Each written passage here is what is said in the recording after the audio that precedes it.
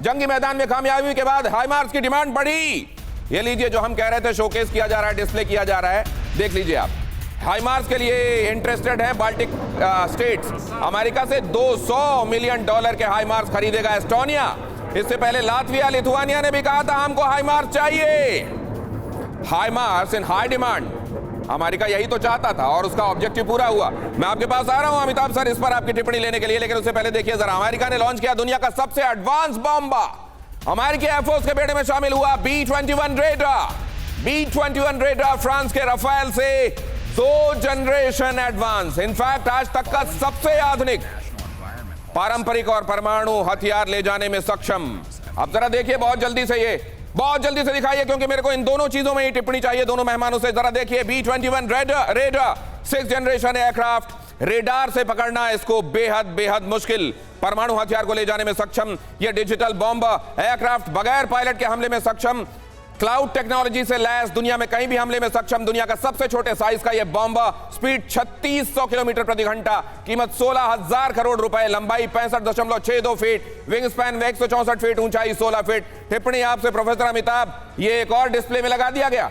देखिए, आज सेना मरीन ने ऑस्ट्रेलिया में, सेना मरीन फिनलैंड की प्राइम मिनिस्टर हैं, उन्होंने ऑस्ट्रेलिया में एक प्रेस कॉन्फ्रेंस में कहा कि यूरोप को अमेरिका की बहुत ज़रूरत है। और अब अगर इसको विस्तार से अगर समझना चाहें तो अमेरिका की इसलिए ज़रूरत है क्योंकि वो ऐसे वेपन्स शोकेस कर रहा है। और इन वेपन्स का, जैसे अमेरिका हमेशा का, ट्रंप क्या कहते थे? ट्रंप कहते थे कि नेटो का भार अमेरिका क्यों उठाए, पूरी दुनिया को उठाना चाहिए, या जो नेटो का सदस्य है उनको उठाना चाहिए।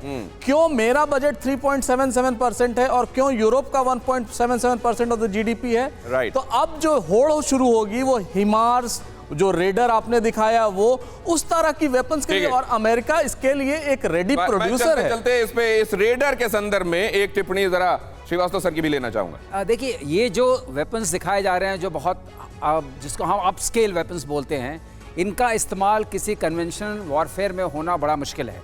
अगर आपने इनको लगा दिया, इनको झोंक दिया उस लड़ाई में, तो जरूर न्यूक्लियर लड़ाई और भी आपके करीब दस्तक देने लगी। राइट। क्योंकि आप इनका सामना नहीं कर पाएंगे, तो आपके पास सामना करने के लिए एक हथियार रह जाएगा।